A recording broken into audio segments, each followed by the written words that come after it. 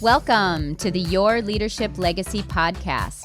My name is Tina Paulus Kraus, and I'm so excited to bring you this next podcast dedicated to you high performers out there who want to reinvent yourself, reinvent your business, maybe your career, all of it. This podcast is all about being dedicated to transformation and being the best possible leader of yourself and others that you can be in order to create a legacy that lives on. Welcome to Your Leadership Legacy. My name is Tina Paulus Kraus. I am the founder and CEO of True You Teams. And here we go.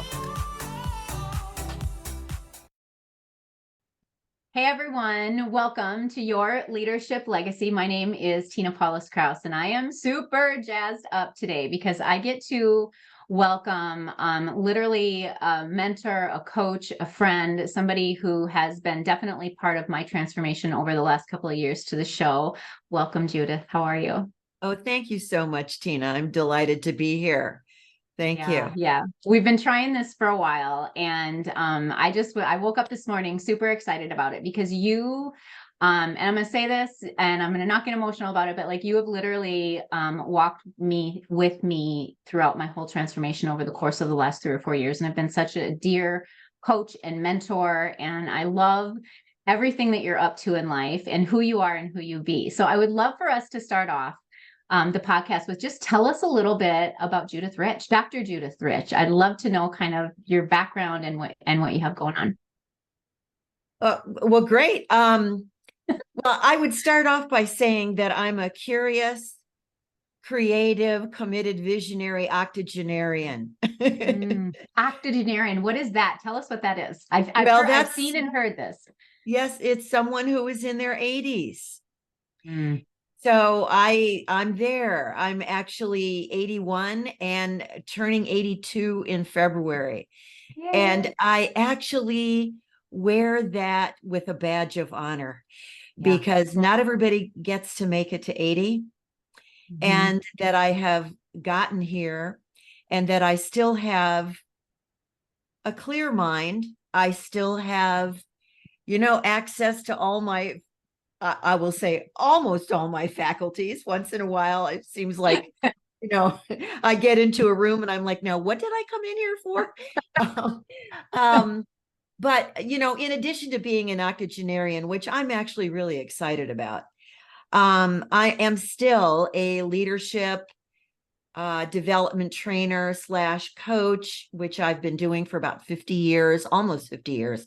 Next year, I begin my 50th year. Amazing. Congratulations. Thank you. Thank you. It feels like a fairly important milestone. I'm also an author, a host of my own podcast called The New Beyond, which I want to have you on as my guest. Yes. Amazing. I'm a mother, grandmother, and up until 3 weeks ago, I was still walking 3 to 4 miles a day. Today, I am recovering from a broken foot. Yes. That I got from being a little bit too adventurous about 3 weeks ago. Yeah.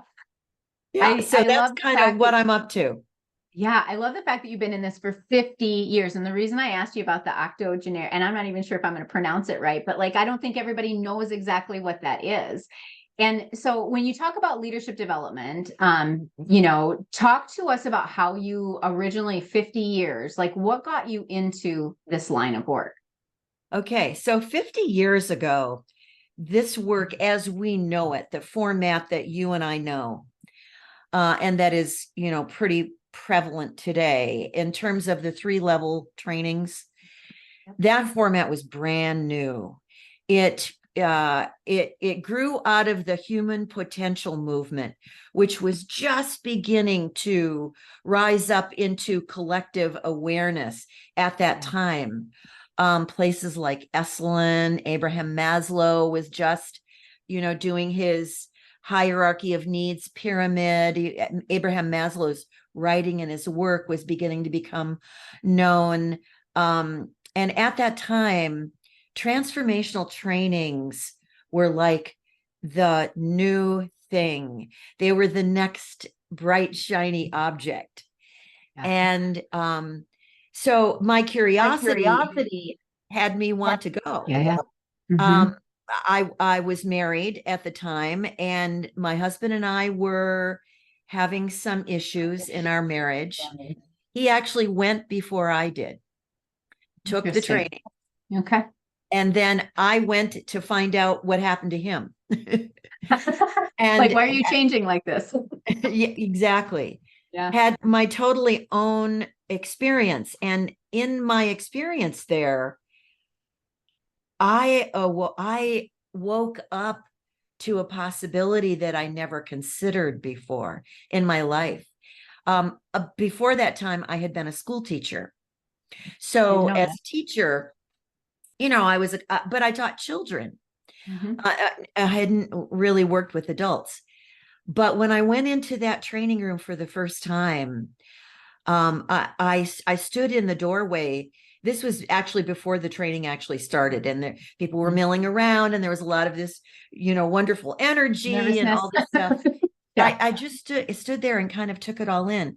And there was a Mhm. little tiny voice that I heard inside that said, "You're home." Oh, I love that. I just got goosebumps. Uh, I did too, and I did not know what that meant because I hadn't done the training yet. So I had no Sure. idea what experience was waiting for me. Yeah. So I didn't really know what to make of that "your home" thing. Now, now 50 years later, I'm Yeah. home. I mean, I've been in this context and in this realm all Mm. over the world. I mean, this work has taken me literally all over the world. I think the only continents I have not been on are Africa, and Australia and New Mhm. Zealand, but I've been on all the other continents. And so I also had a vision, and I didn't know what to make of this vision, but I had a vision of myself from a very early age, Mhm. um, that I would be, as an older woman, I would be continuing to work in a career, which at that time I didn't know what it was, Mhm. that I would be working all over the world with people from all different countries. And I didn't know what any of that meant. It Yeah. was just a vision that came to me. And so I was, okay, well, let's Yeah. see what that is. Well, and here And you are.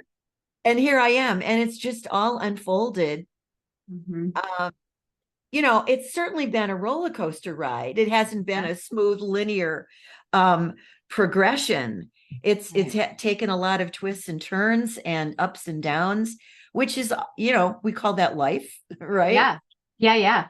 And that's what it's about, is learning how to roll through those. I think about the impact. Like, you've been all over the world, um, as a trainer, training transformation. And I think about the impact that you've created. And like, it just makes my heart explode at that impact.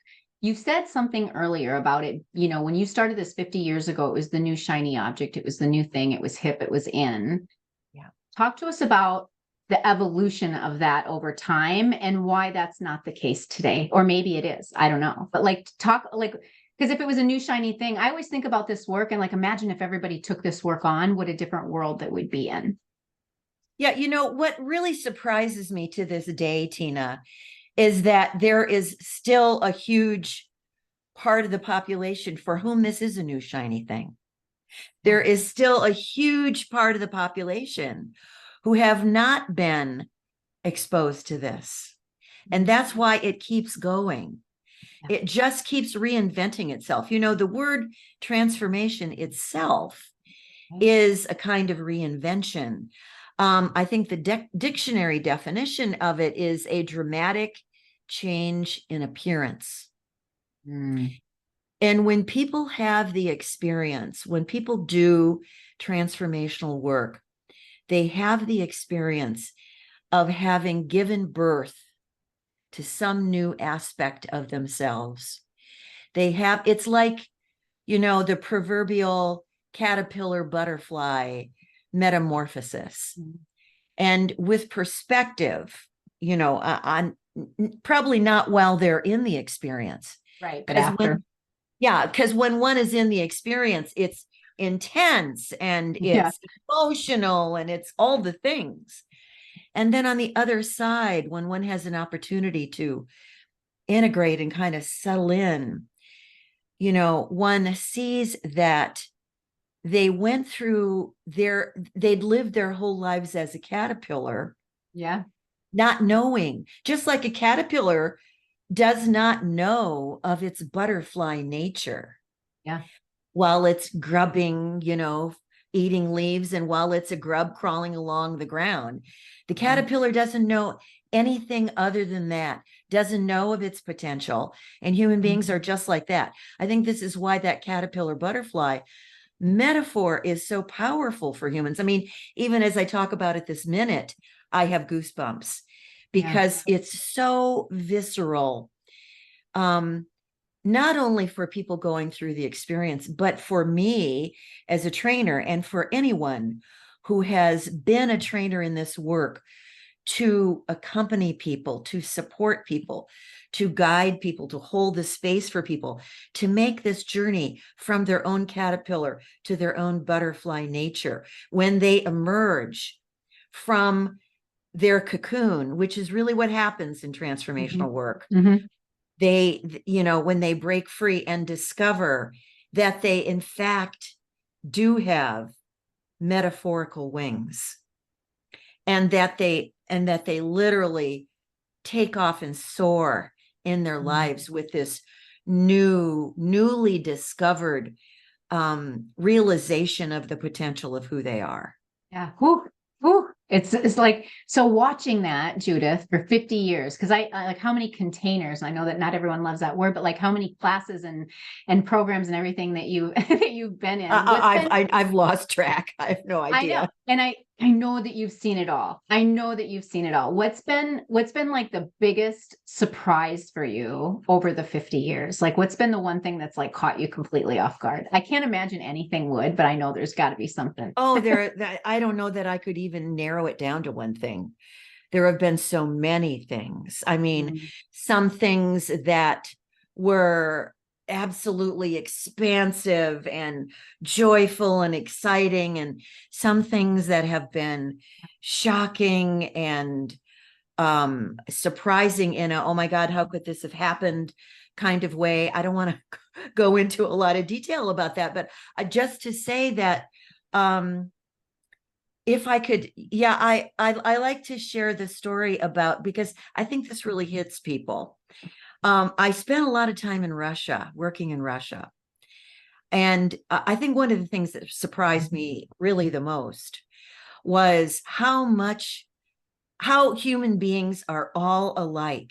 When we get past the cultural differences, when we get past language and, the conditioning and our beliefs and all the stories we make up, all the othering that we do to people that are not familiar to us, when we get past all of that and we get on the inside, that human beings are human beings wherever they are. Right. And, for me, and isn't that such a beautiful thing, right? Oh, really, it brings me to tears, really. I mean, it's been a long time since I've been and worked in Russia, and I still hear from some of the friends that I've made back there. There's such a heart connection. And, I went to Russia for the first time in 1996. And that was right at the time of, shortly after perestroika and glasnost and, the whole revolution in Russia, when things began to open up and, we had an opportunity to go there. I worked for a foundation at that time. And of course, I had all of my American ideas about what Russia was and who Russian people were and all of that. And I mean, it was definitely culture shock. But the biggest shocking thing was to see that in spite of all the differences, that they are just beautiful, profound, deep human beings who feel profoundly when they gave themselves permission to get honest and get real with themselves, which they did in this work. Yeah. And so, I mean, this is a thing that has me still engaged and passionate about this work 50 years later, is that every experience is different. Every group of people is different. Every story, there's human beings. I like to say that human beings are infinite potential, that we live in the field of infinite potential. And that field lives in us as us. And that we are exploring, discovering, developing, expressing, creating, all of those ing words. We are that, we are that all the time, all at once. And that is the thing that inspires me and keeps me still, present and excited and thrilled to be doing this work. Yeah, to be continuing it. I think that's so incredible. What do you think? So like everything that you said, you would think that somebody would, like anybody would listen to this and go, oh my gosh, yes, I must do this work. What holds people back from doing this work? Well, basically fear of the unknown. We, as human beings, we have some addictions. Those addictions are things like addiction to certainty, addiction to comfort, addiction to how we look and how we appear to other people, addiction to being right, addiction to being in control. And so when any of those things, when someone feels that any of those things might be threatened, which of course they are when you do transformational work, because it's about getting through that. That's exactly what we're going with it, right? Yeah. We're going in to break up all of that. Mm-hmm. And so to the mind and the psyche and the being that has been deeply implanted in a comfort zone, deeply addicted to comfort and predictability, not open to change. Right. That is just too threatening of a possibility. And so the model that we have is mostly where people who have done the work already, people who have taken the journey, people who have, I won't say that they've transformed, but they are in process, because I don't think we ever get transformed. It's an ongoing evolution. Right. I'm not transformed. Here's my list of things I'm still working on. Exactly. I'm transforming. But people who have been through this experience, who have emerged and have a sense, have a glimpse of their own potential that they never even knew existed. The way this model works is that those people reach back. It's like leaving the ladder down for the next generation of people to follow. They're the ones who are the bridge. We don't just go out and advertise this work. You just don't put this into like mainstream media. It's definitely not mainstream work. Right. And so there's this saying out there, and I've used this before because it pertains to me. It's, hurt people hurt people. That's our generational trauma that continues and all of that. But transform people transform. When you were talking, that's what came up for me, right? Like hurt people. And when you transform, now it's like, this work is so incredible that I get to go out and help others transform. So talk a little bit about that. Well, yes. I want to help others transform when I'm in that place, because someone was that for me. It's a pay it forward kind of thing. And part of the work, in the process of the work, I think one comes to a recognition that somebody else opened this doorway for you. Somebody else cared enough about you to create this path and supported you to come on it. And that's pretty much the only way you got here. And now when people have done this work, or they're engaged in their, continuing to do it, it's not like a one and done, bam, they're done. We just continue. But they also see that the very process of reaching back and bringing others along is part of their own ongoing, continuing journey of evolution and transformation. That it doesn't, if I just go do the work myself and that's it, I think I'm done. And then I go on with business as usual. And I never see that I could make a difference. I didn't get the work. Right. I didn't really understand what the work was about. And two, whatever it is that I gained, I will probably lose very quickly, because the way one keeps this work alive and continuing to open in themselves is to reproduce it as they share it with another. So in sharing it with another, it requires that I reproduce my experience. I can't share it if it's not alive in me. So I reproduce that experience and then I share it in a way that makes a difference for another person, in a way that has them see, oh, well, if you could do that, possibly I could do that too. Absolutely. And then when that little spark is lit, then it's my job, it's my privilege, it's my honor, it's my gift. Right. To support you, seeing that, yes, you could do this. Yes, you can. And here's the path. So sharing the work is an essential part of living the work.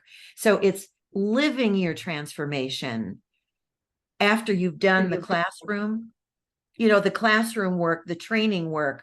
That's the pregame locker room. That's the beginning.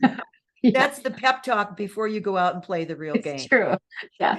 And then the real game, the real work is the work that you do in your family, with your loved ones, with your children, your partners, your friends, in your world.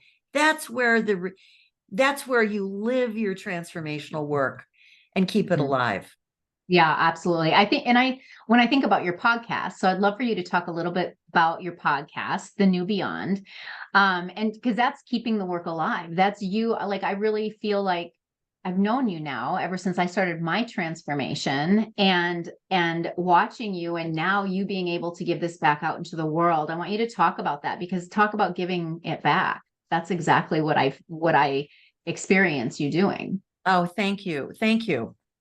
Oh, I love that. Thank you so much. Well, the podcast was born basically during the pandemic.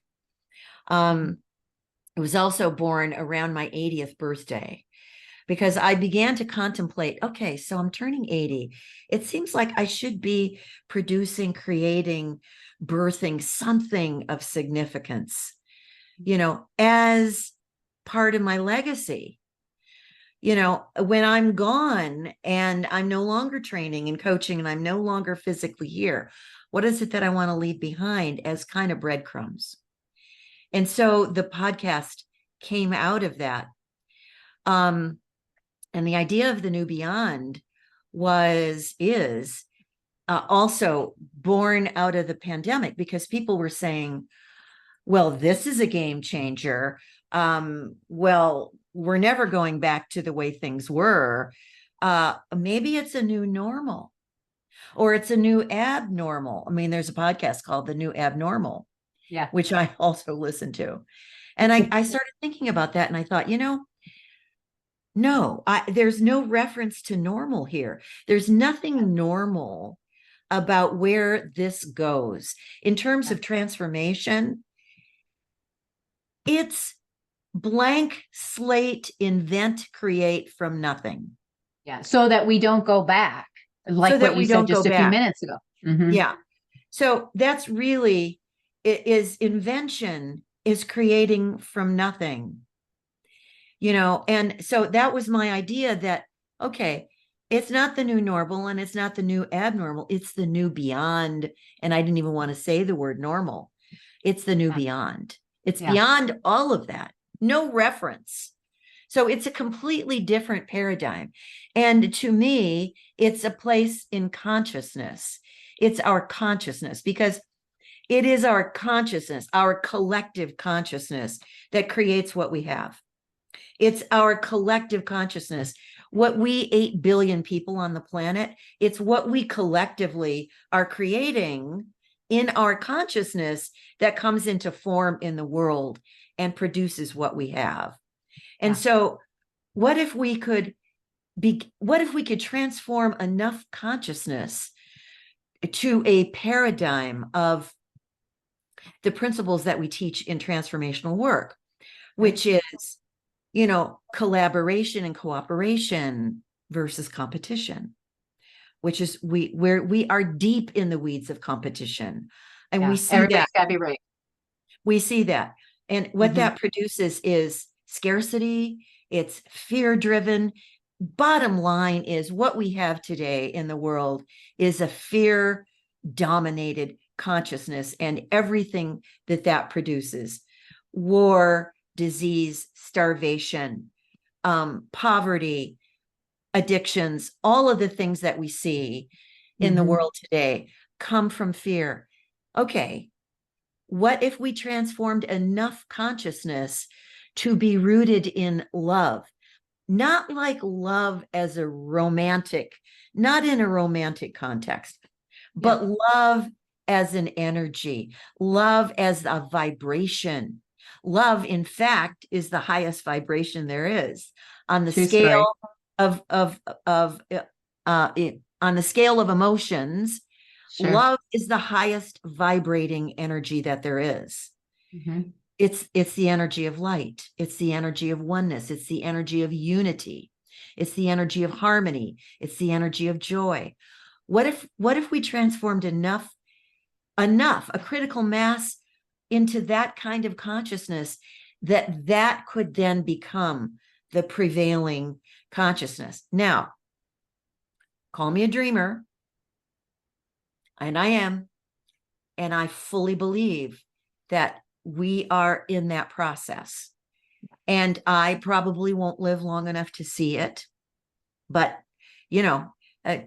50 years ago, we were a lot further away than we are today.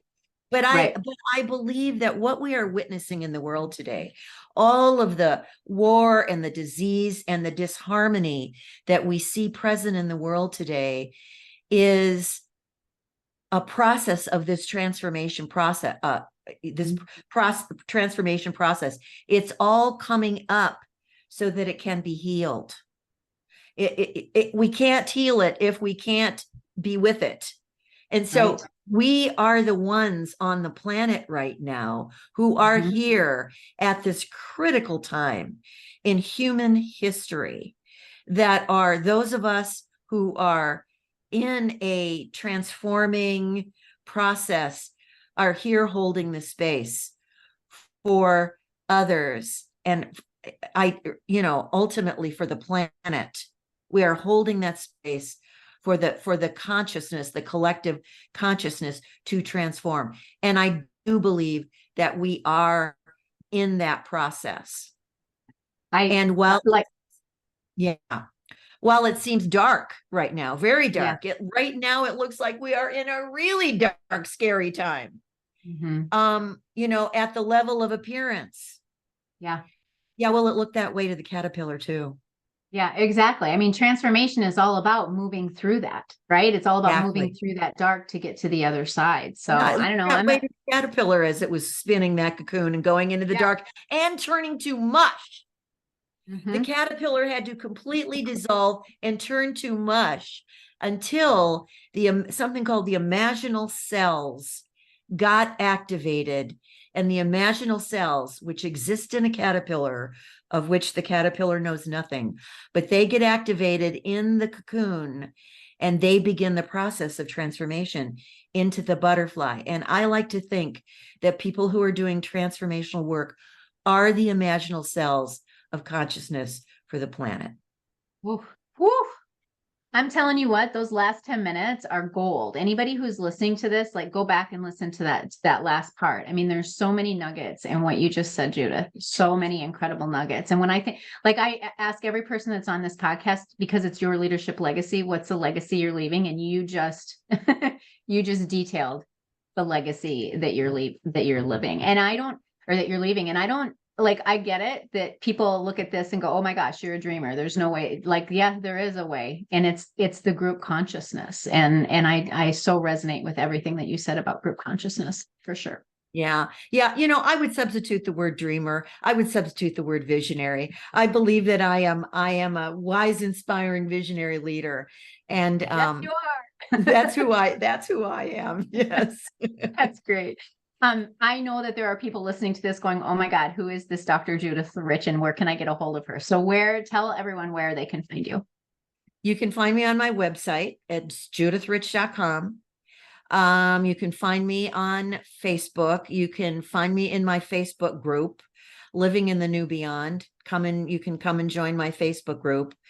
Can I talk about the women's retreat? You please. Yes, yes, yes, yes, yes. That was my next question. Okay, well, I'm Yes. anticipating that. Yeah, I, together with a colleague and dear friend of mine, a woman named Brandy Saffron, who is a yoga therapist and meditation teacher, we are hosting a women's retreat in January 18 to 21 in the San Diego area.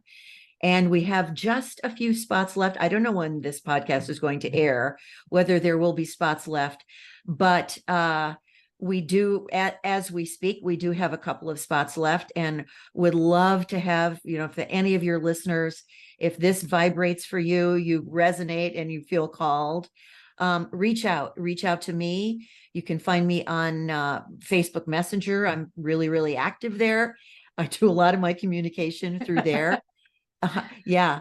And I would love to talk with you about doing this women's work with us, because it's going to be, the theme of it is the way of wisdom.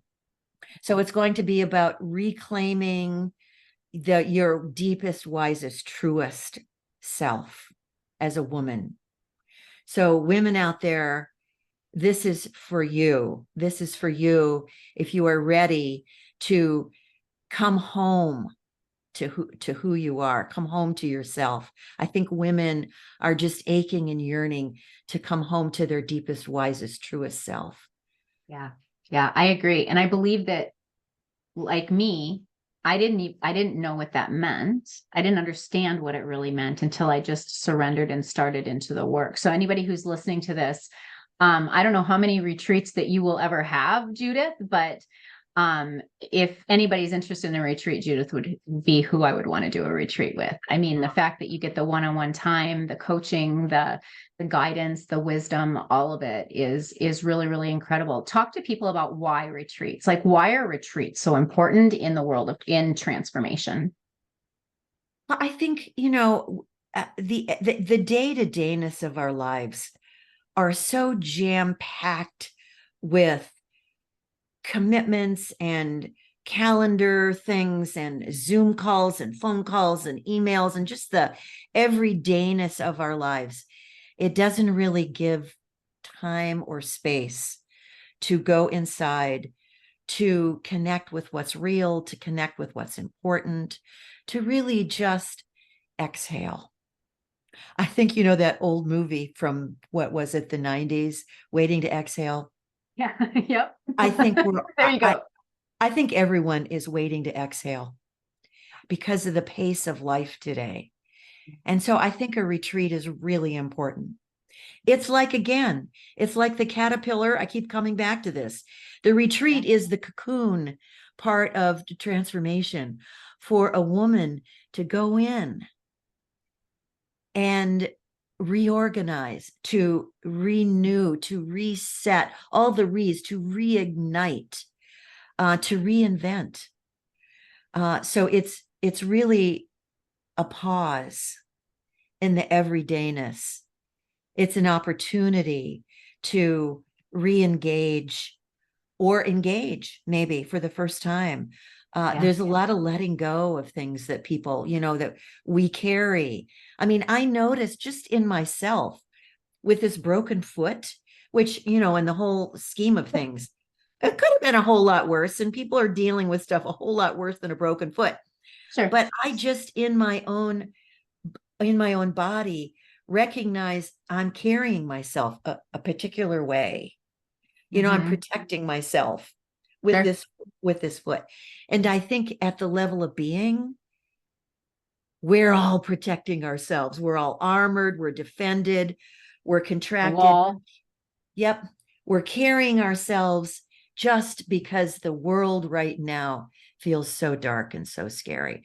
So to come to a retreat like this is to come to a place of safety, a place of being held, a place of being seen, a place of being honored. That's why we're doing this retreat. Love it. I love it. Love it.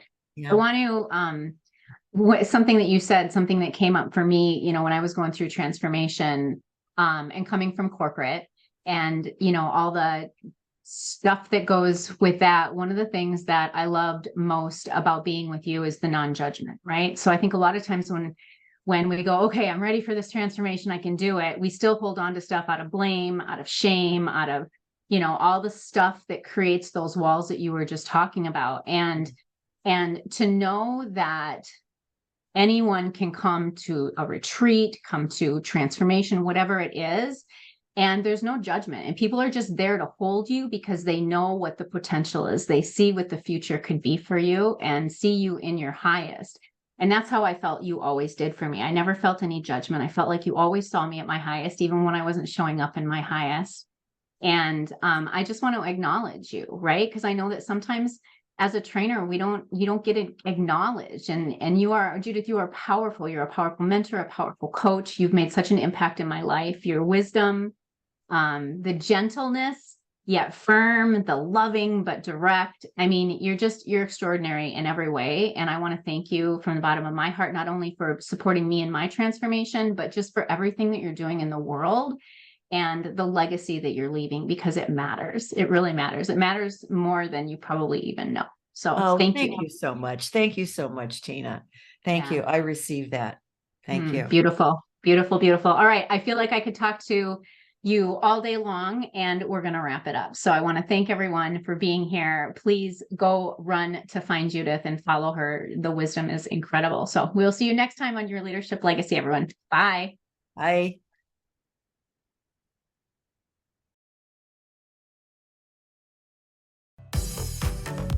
My name is Tina Paulus-Krauss, and I thank you so much for tuning in. I hope you enjoyed the show.